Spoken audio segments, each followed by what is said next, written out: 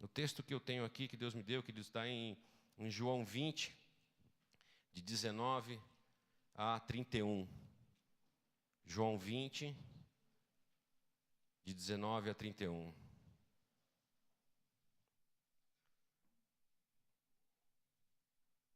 Diz assim: Ao cair da tarde daquele dia, o primeiro da semana, trancadas as portas da casa onde estavam os discípulos, com medo dos judeus, veio Jesus, pôs-se no meio deles e disse-lhes: Paz seja convosco. E dizendo isto, lhes mostrou as mãos e ao lado. Alegraram-se, portanto, os discípulos ao verem o Senhor. Disse-lhes, pois, Jesus outra vez: Paz seja convosco.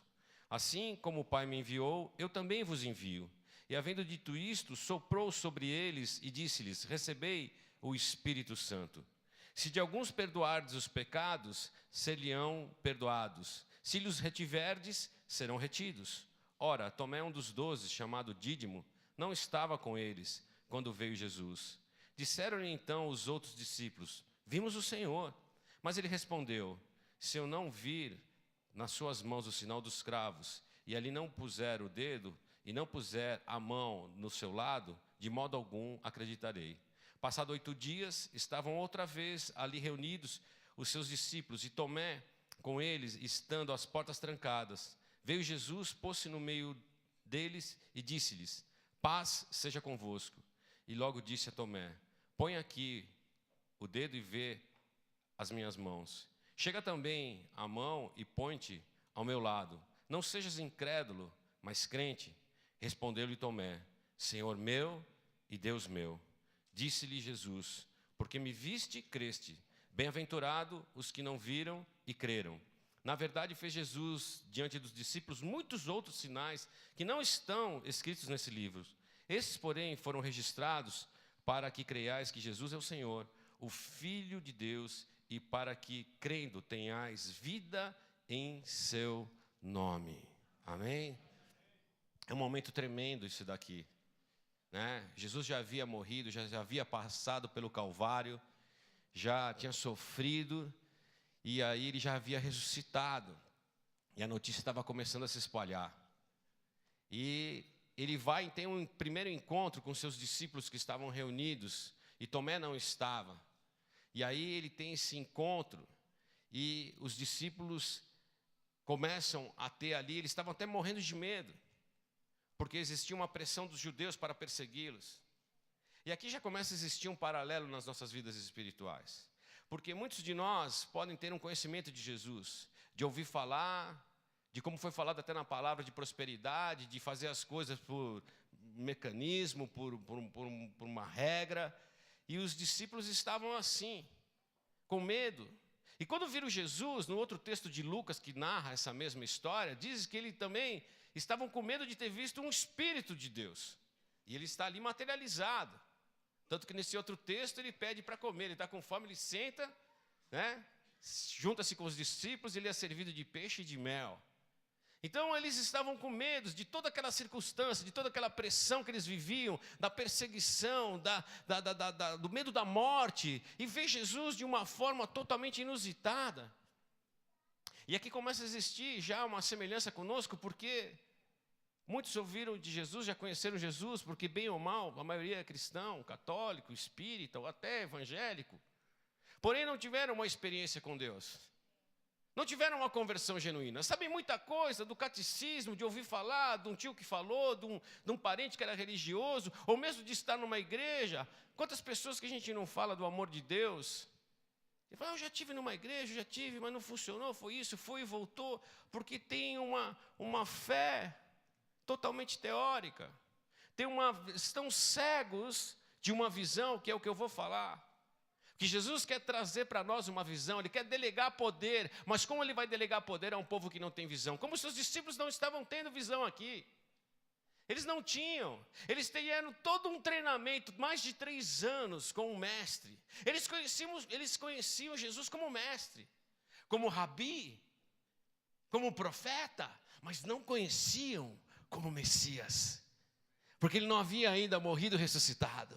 Ele não tinha ainda cumprido o propósito para o qual ele veio aqui na terra. Entenda uma coisa.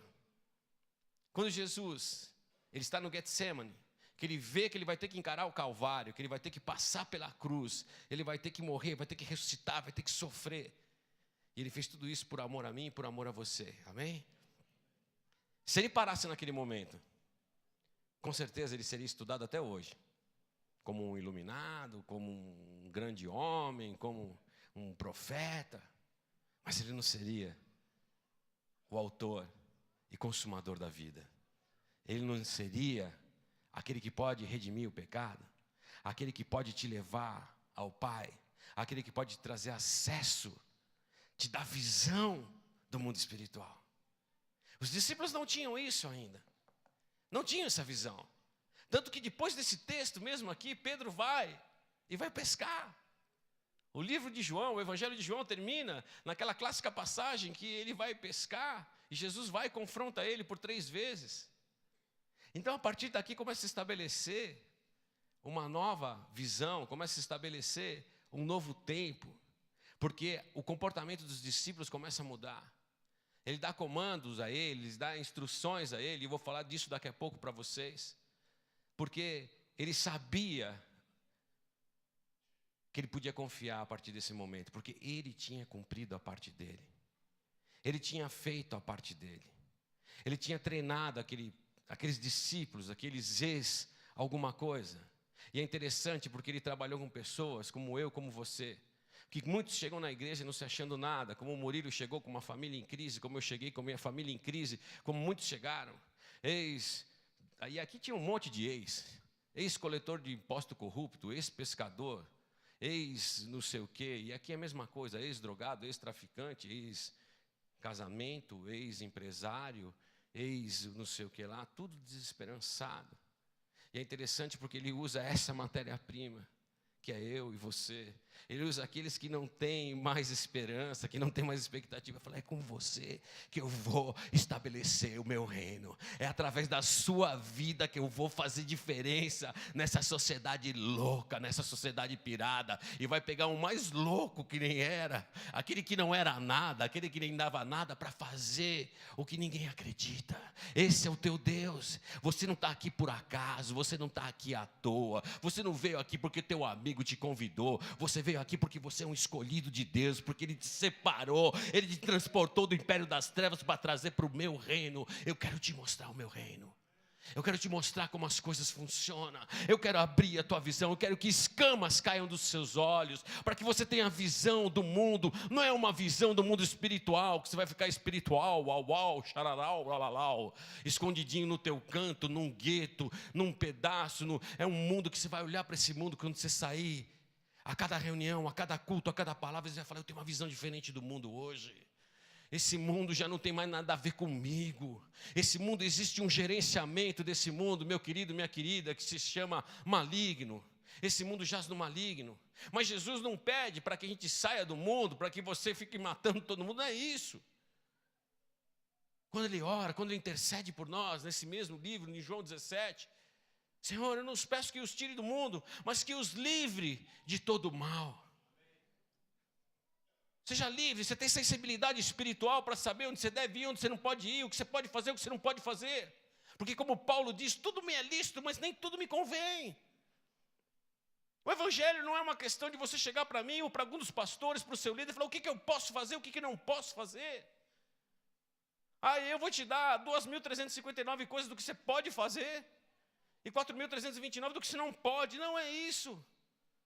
É ter sensibilidade do Espírito Santo na sua vida, tanto que quando você aceita Jesus, a primeira coisa que acontece é você ter uma paz. Não é verdade? Você vai numa reunião, como eu fui há quase 18 anos atrás, eu não sei o que me aconteceu naquela reunião, mas eu saí diferente de lá. Eu era meio cabeção naquela época, achei que eu estava meio zen. Um astral diferente, aqueles caras. Começa a ter as experiências. Você não tem noção. Você nasceu do Espírito. Só que você ainda não tem uma visão ainda ajustada. Quem é míope sabe do que eu estou falando. Se eu tirar o óculos aqui, é o Fernando, não sei, é o Murilo. Não vou ter visão. Espiritualmente nós éramos cegos, não eram nem míopes. Tanto que Jesus adverte para tirar as escamas dos nossos olhos. Em todo tempo nós temos que tomar cuidado com isso. Para estar com a nossa visão totalmente corrigida. Como eu faço revisão? Anualmente, para ver se essa minha miopia aumentou, diminuiu. Cada vez eu vejo que ela está melhor. Eu vejo como está mais bonita a minha mulher. Sinal que eu te trato bem. Só que tem uma coisa. Depois do ministério terreno que Jesus fez aqui, que ele ficou os 3 anos, ele confiou seu projeto maior, sua visão maior, o futuro da sua organização, sua igreja, a esse monte, esse bando de doido que é eu e você de ex alguma coisa, ex-doutor, semideus, que era semideus, agora é um doutor de Deus, ele bate com os dois lados, ele é um receituário, quando não funciona ele pega óleo e bota a mão na testa. E eu não ganho comissão da consulta dele não, hein? Funciona, mas ele é meu personal doctor, né? Preciso até me ir lá depois, lá, comi muita picanha nas férias, voltei de férias, falei, doutor, ele vai lá me puxar minha orelha. Ah, isso daqui é fruto da... Como que é o triglicérides? Isso daqui é fruto de farinha branca e recheio. Igual pizza. E meu pai montou um forno a lenha na casa dele. É brincadeira. Era só de 12. Era 12 pizzas, 24 pizzas, 36 pizzas, que a família é grande lá. Então a gente fazia aquilo ali. Aqui lá, juntou com a minha irmã. Foi uma bênção lá, né? Mas Jesus só pôde reproduzir essa liderança para os seus discípulos depois deles terem sido treinados, trabalhados. Ele trabalhou, entenda uma coisa, porque o propósito do evangelho é isso, é 2 aspectos. É tanto intelectual como espiritual.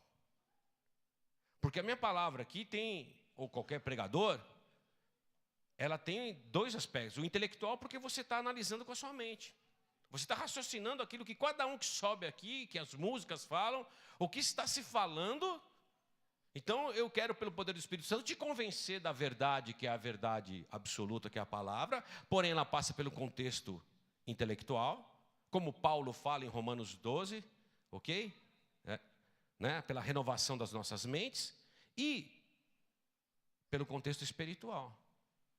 Porque não adianta você ficar só também no intelecto. Tem muito teólogo que não conhece nada, que não tem uma experiência de vida com Jesus.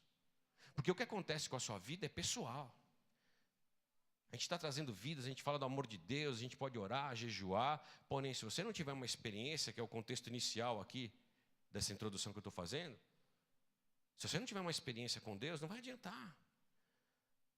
A palavra de Deus diz que em determinados casos tem pessoas que têm verdadeiras fortalezas na mente, em que a palavra não entra, é bloqueado.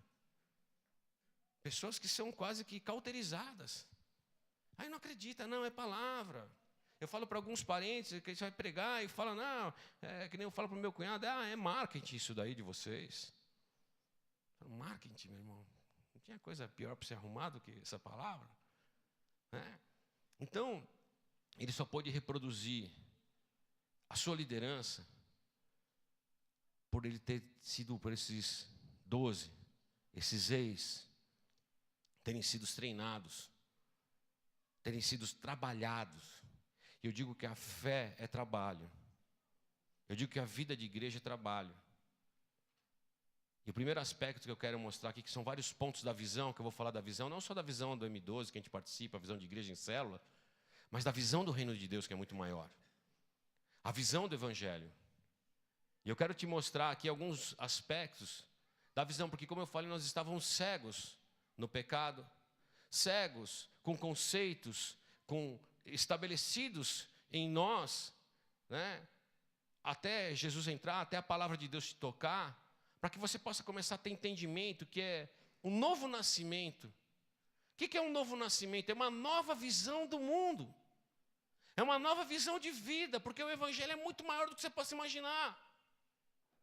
Eu vou repetir, não é só para te curar do problema que você está em depressão, você está isso, você está aquilo. Ele vai te curar, já te curou. Em nome de Jesus, posso ouvir um amém? Amém. Posso ouvir um amém só dos curados? Amém. Posso ouvir um amém só dos libertos? Amém. Eu estou aqui para que você tenha vida e vida em abundância. Quem crê em mim não morrerá, mas viverá e viverá eternamente. Você tem a eternidade. É a visão da eternidade, é a visão do reino, é a visão de Deus para a tua vida. E ele trabalhou na vida dos seus discípulos, e aí ele teve que passar por isso, ele se apresenta nesse momento. Primeira visão, como eu estava falando, que você tem que ter, que ele mostra para a gente, é a visão intelectual, de convencer a cada leitor que Jesus é o homem perfeito, é o Messias, que cumpriu cada promessa e a esperança de Israel. No texto de Lucas, que eu não vou ler agora para remir o tempo, ele fala disso, olha, isso deve de se cumprir, porque até aqui eu cumpri todas as profecias. Ele cumpre cada uma das profecias, e aí ele está fazendo um ato do quê? De delegar essa visão a nós.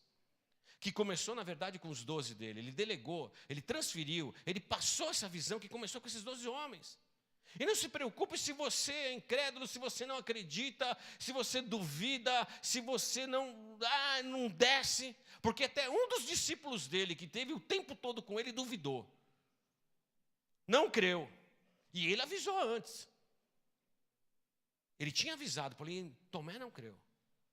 Só que, a partir do momento que ele é confrontado, que Tomé é confrontado, e ele vê lá, o que ele faz? Ele fala, sim, Deus meu e Senhor meu. Ele muda a sua postura. A partir do momento que você tem um encontro genuíno com Deus, não com religião. Eu não estou falando aqui para você ser evangélico, você ser protestante, você ser sei lá o quê. Eu estou falando aqui para você ter um encontro divino, de vida com Deus. Eu estou falando aqui para você ter um estabelecimento da tua vida com Deus. Eu estou falando aqui para você abrir a sua visão. Você tem muita dúvida como eu tinha, muita incredulidade, muito de coisa, e começar a aplicar isso aqui na tua vida, mas não de uma forma intelectual, mas aqui, ó, no teu coração. É isso que aconteceu com Tomé. É isso que aconteceu quando a gente faz. Você começa a entender o que eu falei, que eu creio em todo o meu coração. Que eu prego o evangelho porque eu creio numa vida melhor. Eu prego o evangelho porque eu sei que isso é o melhor não só para a minha vida, para a minha família, mas para a minha nação, para o meu país. É gostado que quando eu era jovem, há pouco tempo atrás, eu tinha um sonho assim, aquela coisa do jovem de poder mudar o mundo, né, de querer fazer a diferença. Eu me lembro que eu falava uma frase assim para os meus amigos, que eu falava, um dia se eu estiver lá em cima, eu vou fazer a diferença. E na minha ideia inicial, talvez lá em cima era ser talvez um político, talvez ser, um empresário. Hoje eu estou em cima do altar do Senhor. E eu sei que é a verdadeira e única forma que nós temos para melhorar a vida. Porque quando a gente faz isso na nossa vida e começa a agir como o pastor Murilo falou, dando o exemplo. Porque Tomé e os outros discípulos, até aquele momento, eles viram Jesus. E Jesus adverte ele, ó, bem-aventurado aqueles que não viram, que não me viram. Que todos eles viram, passaram esse momento espiritual forte, totalmente sobrenatural. Morrer, ressuscitar, atravessar as paredes, entrar numa sala. Meu Deus, meu Senhor, olha aqui o cravo, olha aqui ao lado, olha isso, olha aquilo. Mas hoje nós não vimos nada disso. Alguém já teve alguma visão desse tipo? Eu sou louco para ter visão. Não tenho, que fecho os olhos, às vezes boto o travesseiro, fico pensando, nada. Mas eu vejo as coisas acontecendo na minha vida. Eu tenho uma visão clara de amigos, de família, de vida. Eu sou um homem feliz. Tenho luta, tenho minha choradeira, tenho o nosso momento, como falou o Murilo, de nossas confidências, de nossas murmuração, quero dizer confidências, mas faz parte do processo, como eles aqui tiveram. Eles não são diferentes de nós, Tomé, Pedro, João, Depois disso tudo, Pedro ainda vai lá e ainda vai pescar. E Jesus adverte. Então o que acontece? Deus quer abrir a tua visão. Deus quer corrigir a sua miopia espiritual. Deus quer te dar uma visão do reino. Como eu falei aqui, a visão espiritual, a visão é que ela se divide em primeiro espiritual e depois visão ministerial, visão do discipulado. Como eu falei, você vem para a igreja não só para ser abençoado, mas como eu vou poder, não dá mais hoje em dia para você estar numa igreja e não estar engajado no ministério. Porque o diabo sabe, querido, que para paralisar a tua vida, você pode se converter e já está salvo. Glória a Deus, aleluia. Que é a maior bênção que nós temos. Porém, se nós tivermos uma postura de ficarmos só recebendo, de ficarmos só sentadinho no banco e não praticarmos o ID, nós teremos só a metade do bolo. Nós teremos só a metade das bênçãos. Por isso que às vezes a vida de muito crente vira uma confusão. Porque ele espera muito uma coisa e não acontece, espera outra e não acontece. Mas e a parte dele? Desse comando de Jesus de ir, de fazer, como é que está? Não está. Eu sei que existe oposição, eu sei que nós estamos todos ali num trabalho de vida diário, que tem a vida pessoal, mas hoje a gente tem que entender essa visão. Esse tema hoje aqui dessa ministração é esse, é que Jesus, ele fez a delegação do poder dele através da visão, de uma visão, da visão do reino. Nós trabalhamos numa visão. Nós somos conhecidos como uma igreja celular no modelo dos 12, na visão dos 12, na visão do discipulado. Então Deus está, e eu acho maravilhosa, queridos. Sabe por quê? Porque eu vejo muita igreja paralisada. Eu vejo famílias paralisadas. Eu vejo empresas paralisadas. Sabe por quê? Porque não tem uma visão. Porque não tem uma visão. Ficam presos numa visão parada, retrógrada, ou até errada.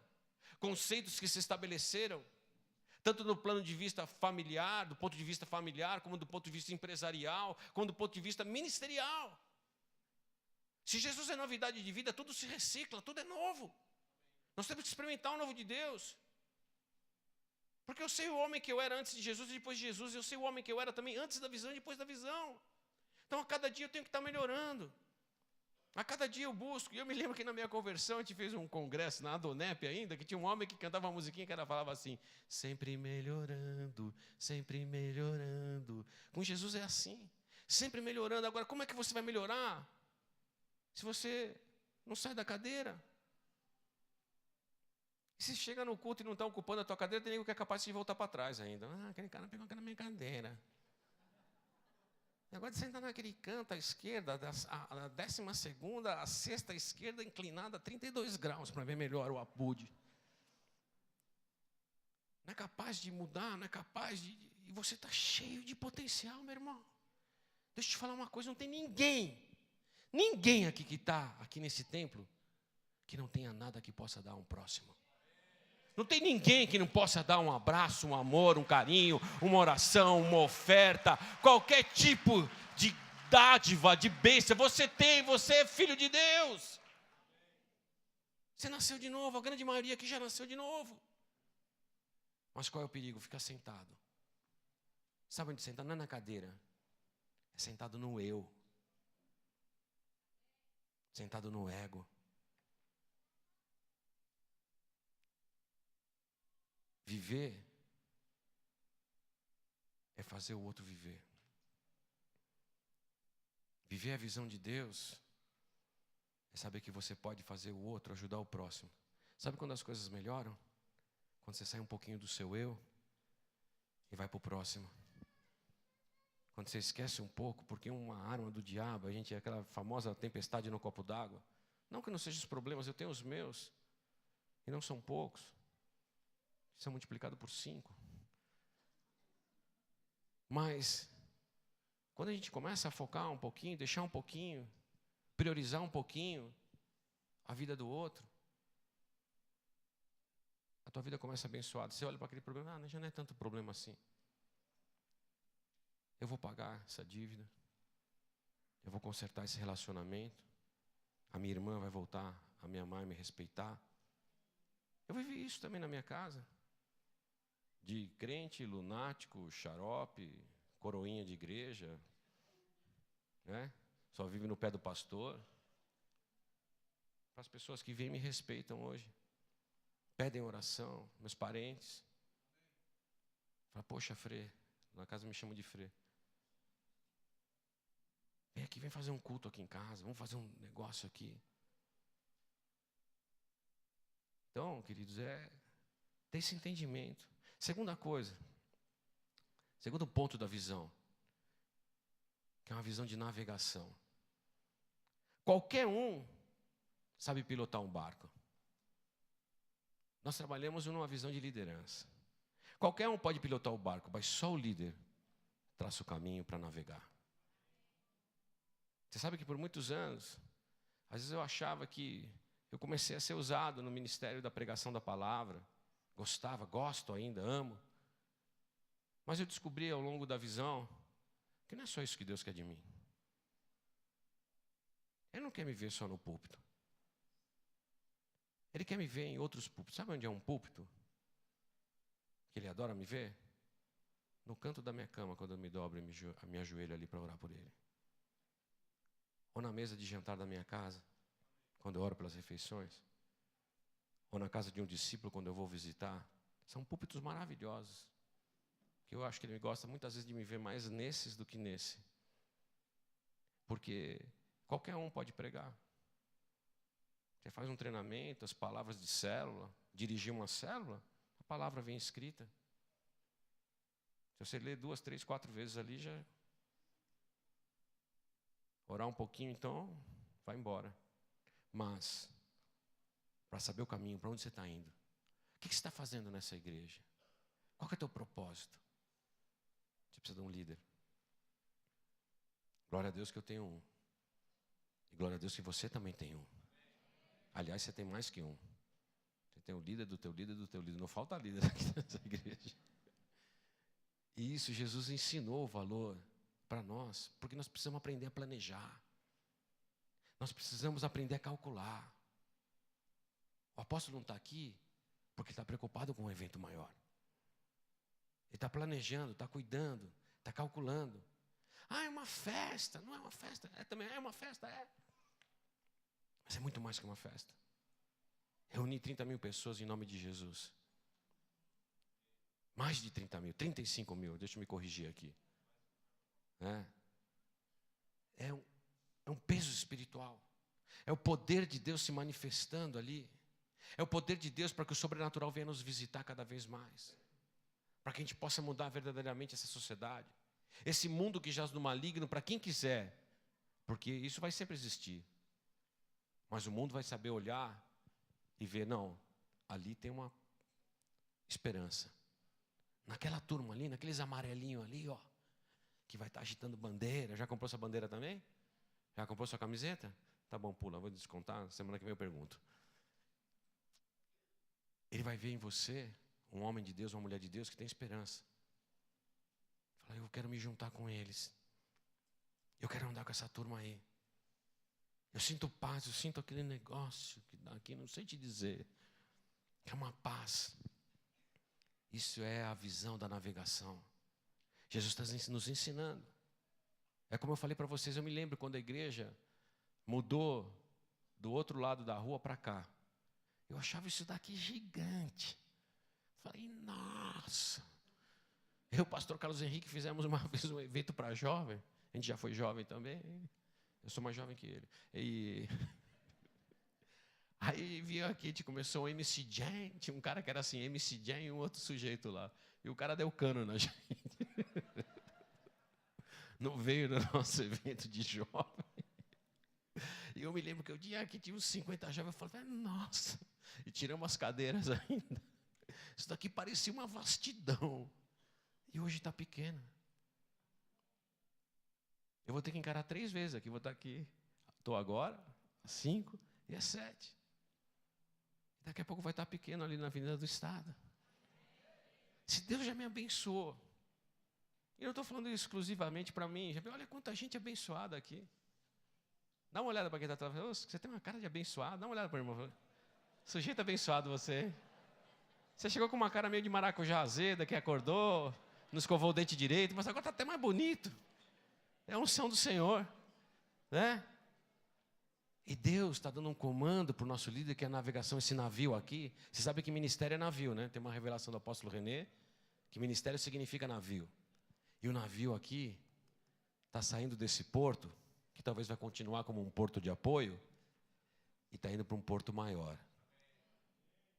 Se aqui o poder está se manifestando, lá o poder vai ser muito maior. Porque o Salmo 133 diz: ó, quão bom e agradável que os irmãos vivam em unidade. Se nós vamos poder nos congregar com 2.000, 3.000, 4.000 pessoas num único culto, que vai durar pouco, que lá vai precisar de 2, 3 também, que a gente vai ser 10, 20 mil pessoas. Amém? Imagina o que não vai acontecer.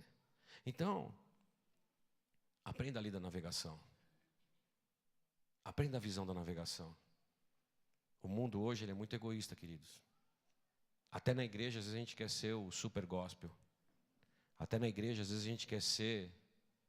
eu sei, eu já aprendi isso, eu já ouvi essa palavra, eu já sei como faz um encontro, eu já sei como faz um congresso, eu já sei pregar, já ministrei, encontro, reencontro, pré-encontro, pós-encontro, novos encontros, mover 1, 2, 3, 12, 144. E daí que você sabe tudo isso? Para que você sabe tudo isso? Para que Deus está te abastecendo? Está te dando recursos, de todos os sentidos. Para quê? Qual que é o propósito maior? Você tem que ter uma visão clara. É para você? Não é. Por isso que muitos se perdem pelo caminho. Muitos homens de Deus se perdem.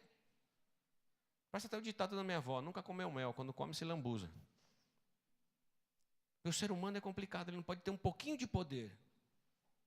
Um pouquinho só de poder.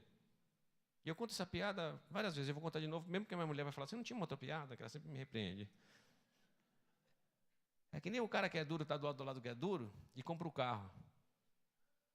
Aí compra o carro em 180 vezes, vai pagar 5 carros. Mas quando estaciona na frente do... eu sou o cara. E o banco também fala: você é o cara. No final, no meio do carnê vai estar pipocando, mas tudo bem, o cara se sente o cara. Então o ser humano com poder, ele é um problema. E nós temos que ter uma visão correta da navegação. Nós estamos fazendo isso por quem? Por Jesus. Nós estamos conquistando isso aqui por quem? Por Jesus. Nós estamos indo naquele santódromo, que era sambódromo, vai virar santódromo, que só vai ter santo lá, que vai estar eu e você. Para quê? Por Jesus. Para quê? Para mudar a sociedade. Para quê? Para ter lei justa. Para quê? Para a família não ser mais quebrada. Para a família não ser mais doente. Para não ter mais depressão. Por quê? Porque Jesus pode curar. Jesus pode salvar. Jesus pode fazer todas as coisas. Mas você tem que estar em unidade com a visão dele. Isso não pode ser só um discurso empolgado que vem do altar e morre aí. Isso tem mais longe. Outra coisa, como é que a gente vai conseguir isso? Através de uma outra visão. A visão do atrair, da atração, do magnetismo, do círculo íntimo. Eu vou dizer uma coisa que eu vi numa Bíblia de estudo que eu adorei. Você é quem você atrai para si. Eu sou uma besta, estou cheio de discípulo abençoado aqui. Cadê o GGG? Está ali, meu 12. Cheio de amigo abençoado. Mas eu era tranqueiro, irmão. Como tinha a curva de rio que eu andava adiante, eu falei: meu Deus, o que eu fazia naquelas barcas? Eu ficava pensando. Os símiles se atraem. Tranqueira atrai tranqueira. Curva de rio, curva de rio. Os amigos eram o toco, o tronco, o gaio seco, o gaio torto, tudo embaranhado, não levava nada. É duro. Já viu filosofia de boteco? Rapaz, como eles são filósofos, quando se compra, por isso que fica bom os caras no boteco, quando se converte. Que gosta de falar agora. O cara toma umas 3, para falar da vida não, veja bem, a vida. Eu falo: meu Deus do céu. E eu já aprendi uma coisa: não prega em boteco não, que não adianta, o cara está totalmente dominado pelo Zé Pilinta lá no etílico, você vai ficar perdendo seu tempo. Verdade. Meu irmão, minha família toda, a turma gosta de... não toma, como diz minha mãe, come com farinha. Quando fazia churrasco antigamente, se tinha meia dúzia, não, vai logo comprar, porque meia dúzia não dá. Aí depois toma meia dúzia e fica lá tudo... profeta de Baal. Eu te amo. Já viu como bêbado é apaixonado? Te amo. Amo minha mulher, amo meus filhos, até chora. Demais. Baba. Fede. Querido, eu conheço boteco, meu irmão. É esse. Eu não vou falar nem quem não fala outras coisas. Quando eu usava os aditivos ainda. Eu quero ficar mais filósofo ainda. Final da noite, lá não vou falar negócio que cheira a farinha, a turma da farinha. Não. Fazendo um chiclete com a língua. Só filósofo. E para onde? É para nada. Para ressaca, para canseira, para dor de cabeça. Em uns casos extremos, para dependência química. Fala e não diz nada. Fala e não faz nada. Só para falar. Deus quer te dar pessoas que venham atrair. Por que a gente quer estar perto? Eu quero estar perto do meu líder, eu quero estar perto dos meus irmãos. Quando o discípulo quer ficar muito longe, cuidado. Se você está com esse sentimento, meu irmão, vai ter um tempo aqui no final para você poder orar e se arrepender disso.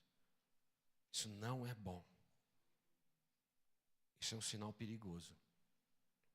Esse negócio do evangelho próprio, do evangelho na minha casa, eu já vi muita gente falar isso. Não, eu tenho um grau de maturidade que eu sei discernir as coisas espirituais para que eu possa trafegar na minha vida. Falei, cuidado para não capotar, irmão. Verdade, a soberba do homem é impressionante. A soberba espiritual, a soberba religiosa. Eu não estou nem mais falando de quando nós estávamos no mundo, estou falando de pessoas que estão aqui e não entendem um chamado. Eu me basto, eu vejo a Bíblia, estão me vendo até pela internet. Estou bonito aí, pessoal? Mãe, estou na Globo.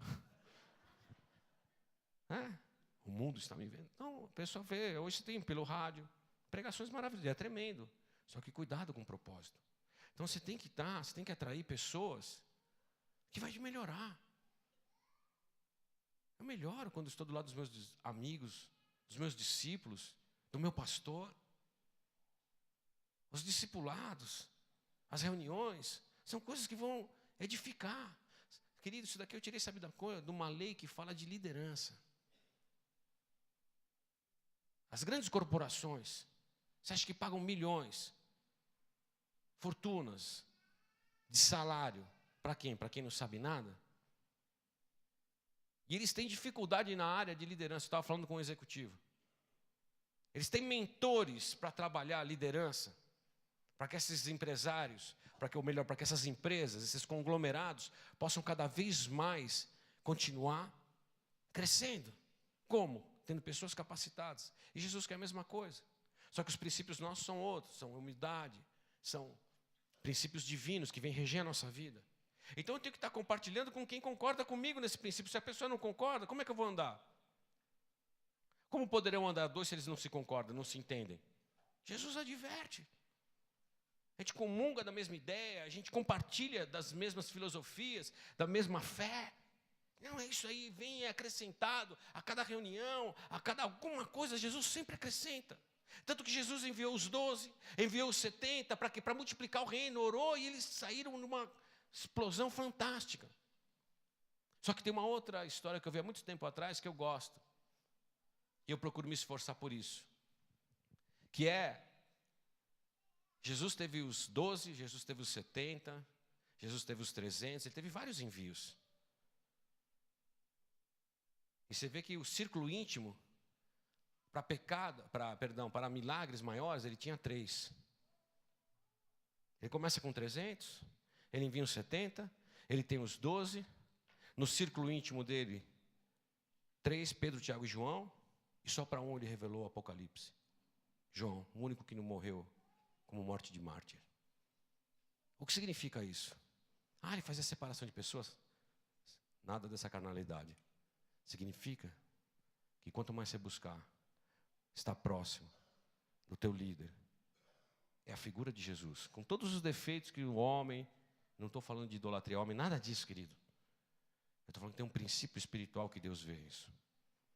Quando você busca o teu líder para um conselho, para pedir uma oração, para pedir, não só no socorro, para estar perto, para compartilhar, para viver, para tomar um café, para ter comunhão, a bênção de Deus se estabelece.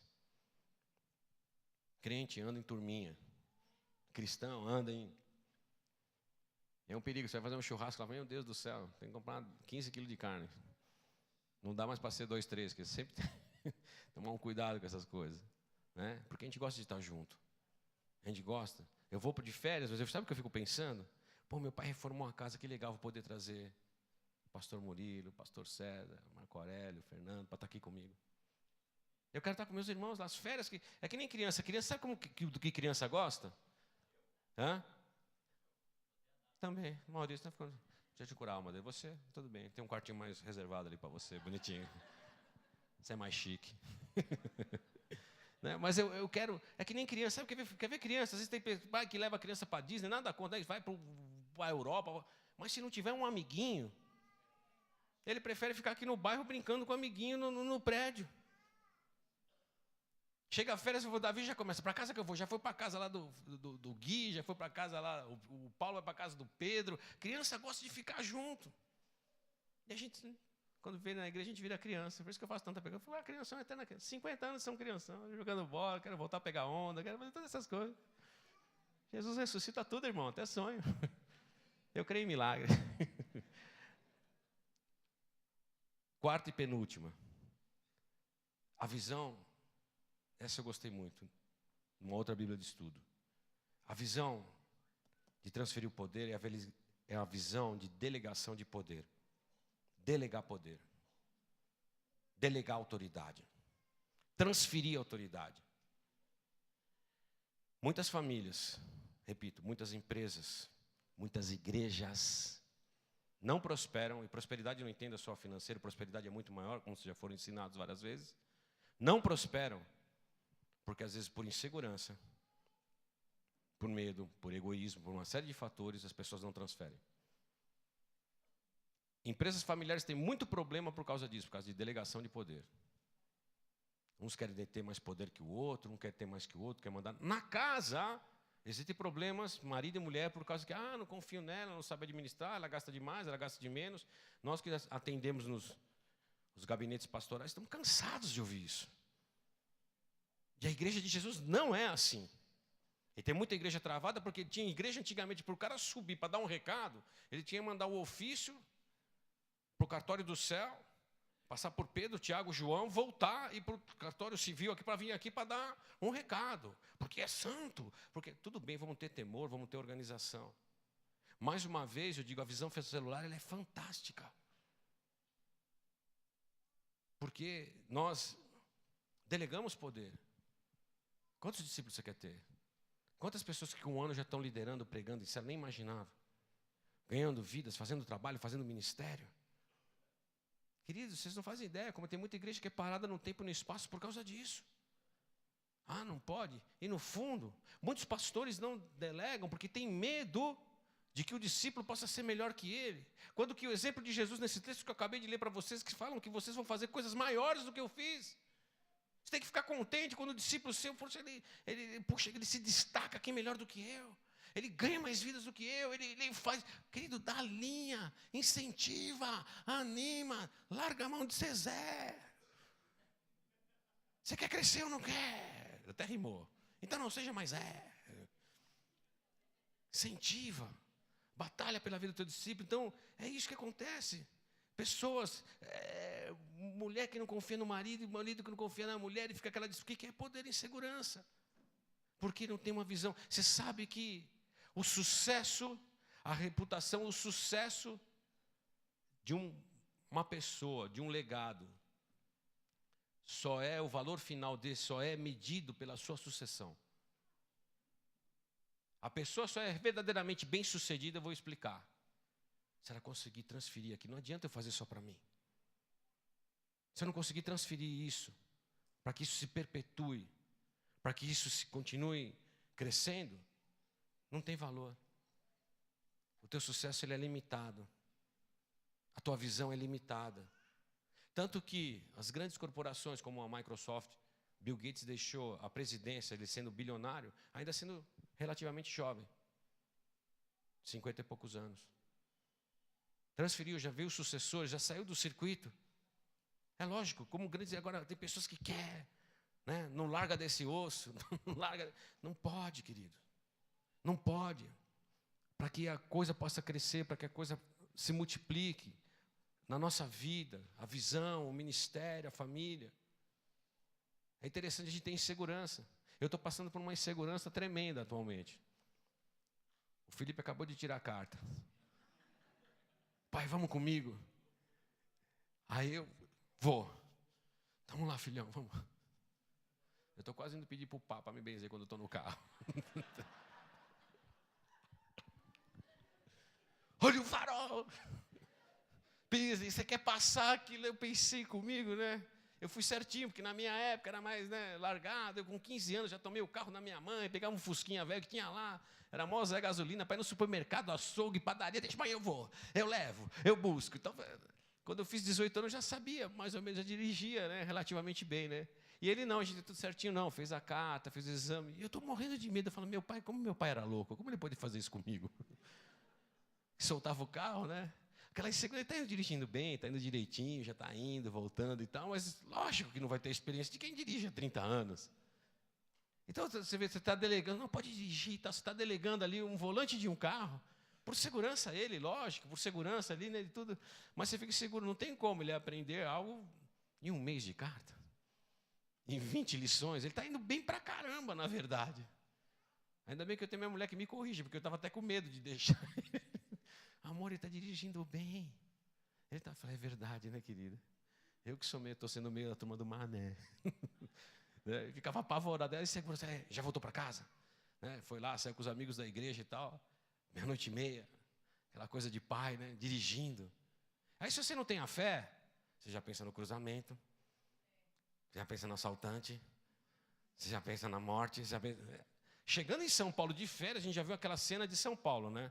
Eu voltando, cheguei num horário ruim, 7 horas da noite, 23 de maio parada. No outro sentido dali, eu vi já um cara sendo assaltado, 2 bandidos. Falei, bem-vindo a São Paulo. Já voltou com um cara ali sendo assaltado ali. Aí você já pensa nisso com o seu filho. Ah, aquele cruzamento, aquele não sei o que lá, tá cruzado, não tem nada. Chuta lá o Exu Caveira e vai passar fritando lá, meu irmão. Os carros lá de casa são só abençoados. Quando eu vendo meus carros, eu falo isso. Só toca música gospel. Você não tem música do mundo lá. Não tem um CD do mundo. Aquele CD você acha que ele gospel. Esse meu irmão, põe para fora. Não entra.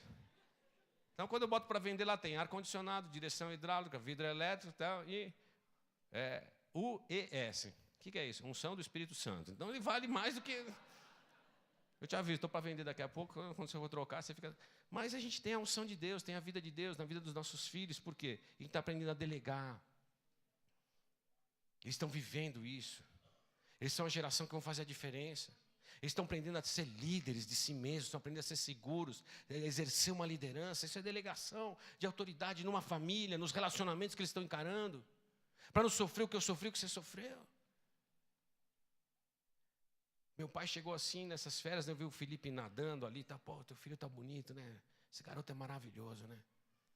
Falei, ele é uma benção, né, pai? Ele falou, só não concordo com uma coisa. Falei, lá vem. Ele está se convertendo, tá, gente? Ore por mim. Não, essa questão da castidade. Falei, pai, eu não quis falar na metade do que aconteceu comigo, porque eu não tenho essa castidade. Quanto problema eu tive em relacionamento? Porque é prazeroso? Foi, mas quanto problema de relacionamento, de insegurança? De aborto que eu vivi, não com a Fátima. Graças a Deus ela já foi bênção na minha vida para tirar disso. Porque eu não tive uma delegação dessa autoridade, eu não sabia. Porque o legal era o filho ser o bonitão, que Deus já caprichou quando eu nasci, né? Que era pegador, que era pá, que você quer ver seu filho, que é, né? Namoradinhas e tudo mais, que é legal, né? O pai fica todo orgulhoso, né? Mas não só pelos problemas sexuais, de doença, de aborto, e emocionais também que isso trazem. A gente está lá no encontro agora, a minha equipe está lá, a minha geração lá, está lá fazendo. Querido, todo mundo, e sabe onde acontece? No seio da casa, porque relacionamentos frustrados, pessoas que se entregam a relacionamentos, se entregam ao sexo, pensando que vai agradar o próximo, para ser aceita, e acaba entrando numa tremenda confusão. Por quê? Porque não tiveram um ensino, não tiveram autoridade sobre a tua vida, sua própria vida, e acabam se dando, e se machucando, que é o pior, por isso. A última visão, a visão do crescimento. Quem quer crescer aqui? Mas quem quer crescer explosivamente? Se você quiser crescer normalmente, você vai liderar seguidores. Você vai liderar membros. Agora, se você quiser crescer explosivamente, multiplicar, dá mais trabalho. Porque você não vai formar membro, você não vai formar seguidor, você vai formar líder. Quem dirige líderes, dirige multidão. Nós só estamos conseguindo 35 mil pessoas porque são milhares de líderes trabalhando. Eu e você estamos nessa. Quero dizer uma coisa, querido, para você. Jesus preparou os 12 para que eles fizessem obras maiores ainda. O Senhor está nos preparando para fazer obras maiores, para alcançar o mundo todo. Jesus enviou os 12. E Jesus quer enviar você. Para que você se torne não um mero membro, seguidor, convertido, mas que você seja um líder de avivamento.